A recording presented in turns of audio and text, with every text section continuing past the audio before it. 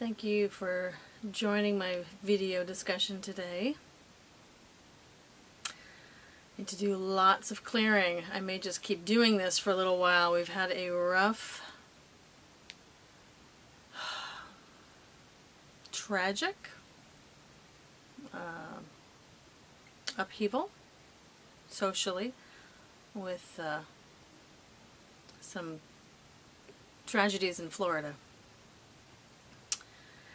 And so before we do a prayer for them, and they will be in our minds as we speak today with all of us,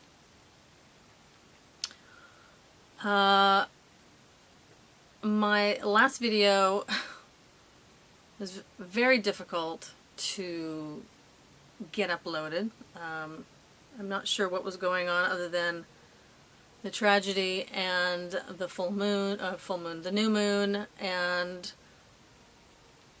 you know what I have to say on the human side in these videos when I use my own experiences still affect me and still contain energy, and it's energy of therapeutic release and self-observation and everything else. So as much as I'm discussing things with you, when I put out my own stuff, I have to hear my own stuff out loud, and you know, other coaches may not cop up to their stuff, but I do.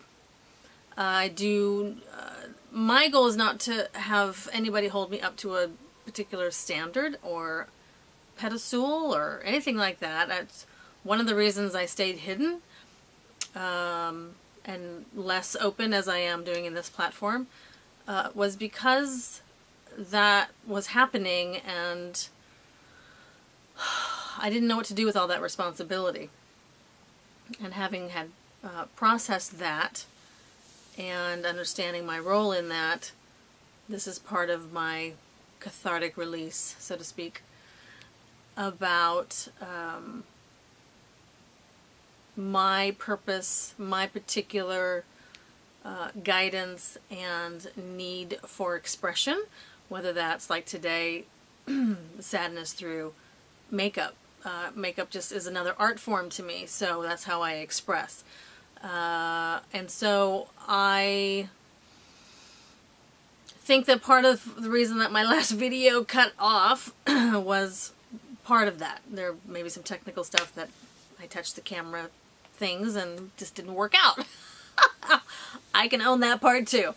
And yet, I am determined to get these videos out in a raw form. And so if raw means it leaves people hanging because the upload, which I did for literally 4 hours, 2 different computers, all funked out, and what got uploaded, and it wasn't ultimately the final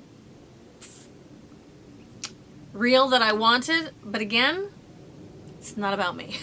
So, there you go, people. Like I said, raw. It is what it is. And it's about letting go of the ego and doing what's necessary. Because the ego stopped me last time. I'm not letting it stop me this time. So, okay. So part of what I hear that needs to be spoken about today is the concept. It feeds on to what I had gone to see Carolyn Mace for.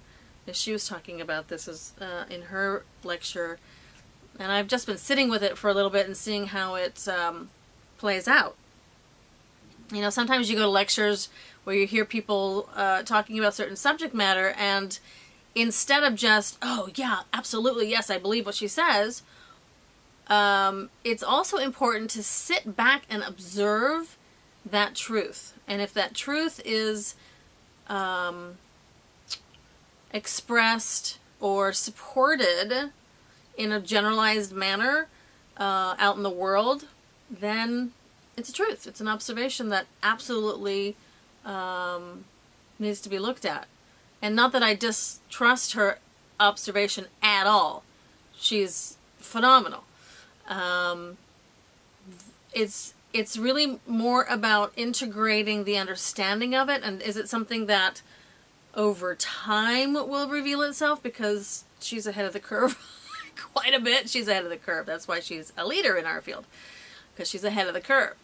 And so for myself, I just process and integrate what I hear, so that I know not only how it pertains to me, but how it pertains to us, and how can I facilitate more understanding and supporting her in what she's found.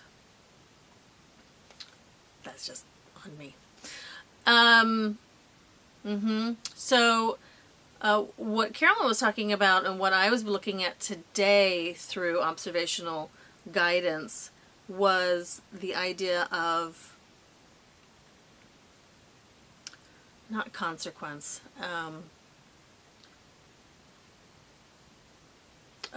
Starts with the C, and my brain just lost it. It's not consciousness. So everybody's, in the past decade or more, people are working on being more conscious, and it's really we need to get past that now. It's about being considerate and having a conscience. Thank you, Carolyn. She's like, it's conscience. Having a conscience. And what does that mean? You know, my husband and I go for walks every morning as part of our being together. It's part of our way of being with nature, part of our way of starting the day if we can, when we can. It's part of being connected. And we live in a small town, which is very lovely in a lot of ways, because it's quieter. It's not, the energy is slower. It's around horses, so you know, it's very earthy, which is why I really wanted to bring my family here. And so we were walking around the neighborhood, and we saw so many cars parked in unconscious ways. It was weird. It was like this big truck, right? It was parked on the corner, where from the rear wheel well was sticking out into like the side street. It was just, why? Where's the conscience? Do you, and then, you know, pulled up really close to the person in front of them. It's like, where is the conscience? Oh, I'm just going to run in. Really? Is it really that, not that big? It's not that big of a deal. And yet, is it conscious? I mean, is that person seriously saying, oh, it's fine, I'll be back in a minute? And if that's the case, and, you know, we've all done that. Oh, it's okay, I'll be right back. Or we leave our stuff at the grocery line where we're checking out, and we go, oh, I forgot something, let me, you know, and then you forget where it is, and it took you twice as long to get there. And back. And everybody else behind you is waiting, right? Where's the conscience? It's that we choose actions without considering the effect to other people. That reality and that truth goes to deciding to have kids, whether the couple has the emotional maturity to be and raise children in a responsible way. And I know that gets on a touchy subject, because there's lots of variances of responsible. You know, can we as a society support kids in a way that is conscience driven? It feels like what I'm hearing is that's going to be necessary for us to shift from parenting from our wounds and from, you know, I didn't get, so I'm going to make sure my kids get, and that they're never disappointed, and They never get to feel bad, and all that stuff that I'm witnessing and that's being shown to me as an issue, to helping the kids be conscience-driven spirits. It's very, I'm not saying that there's a real specific way to do that yet, and I'm gonna sit with that for a little bit, because I am a champion for kids. That is a big, woo. That's a big deal. And I had many clients that I assisted birthing their children. And it was pretty amazing. Pretty amazing being a birth assistant, doula, and holding that space for that spirit to come in. Oh, it's fantastic. And then I'm, witnessing them getting molded and shaped into the society, and part of my heart starts breaking because their spirit gets lost and unsupported. And I have 3 kids, okay? So I have it's not like I haven't had any kids. I've had kids. I have taught children since from the time I was 13, but with some maturity. I was always an old soul, but with some consciousness about them in my, from 18 and up. And it's going awry, people. It's going awry. And the cumulation, I think that's the word, of that to these types of tragedies is their opportunities to wake up and be careful about blaming. Be really careful about blaming. It's difficult because the emotions get in the way, and you want to blame somebody because there was a tragedy. There's an unnecessary loss, and so it's a big topic, and I'm not hearing that Spirit wants me to go into it much more than to bring some awakening to a beginning of a shift or an idea of a shift. And what I hear from Spirit is, everybody, please, let's look at having more of a conscience in what we do, what we withhold, what we're limited with. There's no blame in if parents don't have the tools naturally. Obviously, tools and capacities come from modeling, right, from your family of origin, and then at some point when you become autonomous from your family, you have a decision whether or not to grow, pursue self-understanding from that moment. Certainly before, you are welcome to do that. But from the moment that you become autonomous, that is part of what the struggle of teens are. And I really enjoy working with teenagers because I'm willing to speak to them on that level. From being a parent, I understand, obviously, from being a teen, a struggling teen, which a lot of us were. High school sucked. I would never, ever, ever want to repeat high school again. Ever.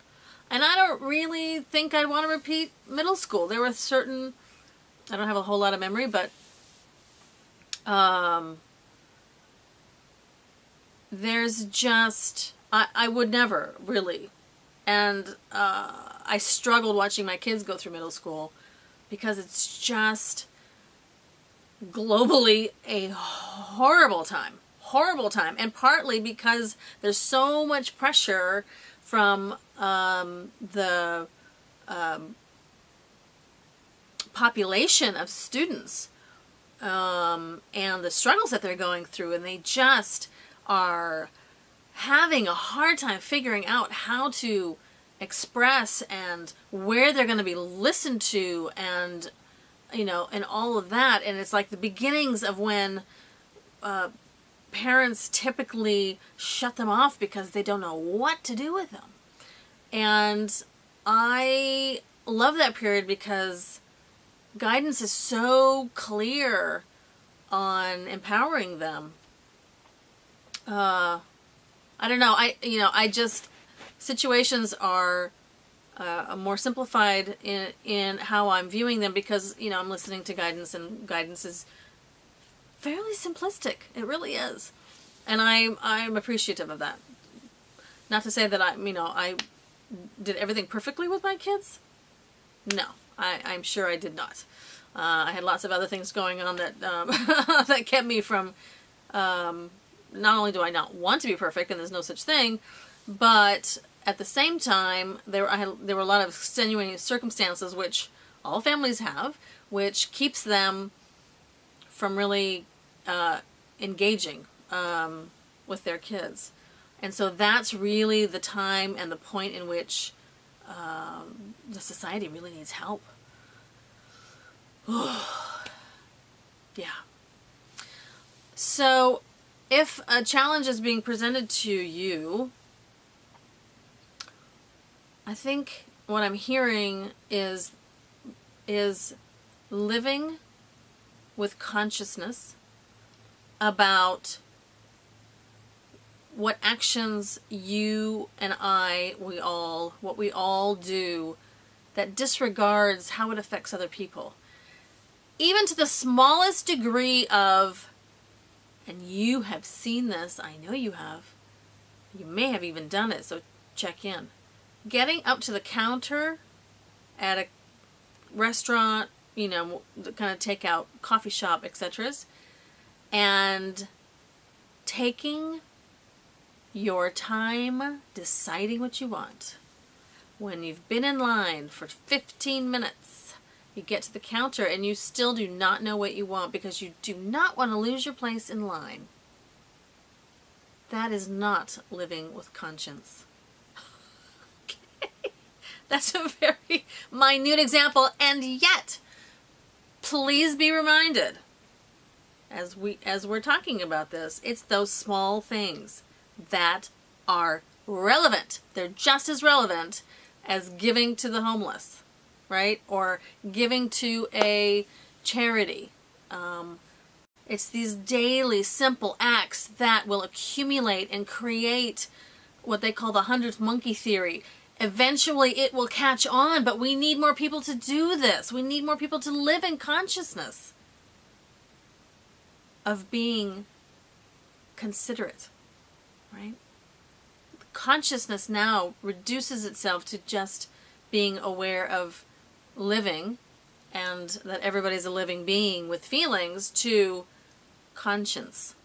Now we narrow it down to being conscious about our conscience and the small acts that we do daily.